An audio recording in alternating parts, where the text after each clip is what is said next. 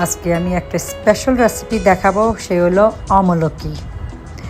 আমি একটু পানি নিছি, পানিটা একটু ফুটাইছি, ফুটানোর পরে আমলকিটা একটু ভাপ দিছি। 10 থেকে 15 মিনিট পর আমি ভাপটা খুলছি, খোলার পরে দেখতেছি না আমার আমলকিটা নরম হয়েছে। তো আমি একটু সাইড করে একটু ঠান্ডা করেছি, করার পরে আমি আধি দড়ি দেখতেছি না ঠিক আছে, এটা এখন ধরা যাবে। তো আমি আমার জাল দুইটা মিলি আমরা আমলকির বিচিগুলো বাইর করতেছি। তো পরে আমরা ভাবতেছি না এইভাবে তো হবে না, তো তাইলে আমরা ম্যাশ করে ফেলাইছি। ম্যাশ করার পরে আমরা একটা একটা বিচিগুলো সরাই ফেলাইছি। এর পরে আমি এটাকে লাঠি দিয়ে চেষ্টা করতেছি, হইতেছে না। তো আমি এখন বলতেছি না ব্লেন্ড করে ফেলাই। ব্লেন্ড করার পরে তো একদম দেখতেছি পেস্ট হয়ে গেছে। পেস্ট হয়ে যাওয়ার পরে আমি এটাকে আইস কিউব করবো।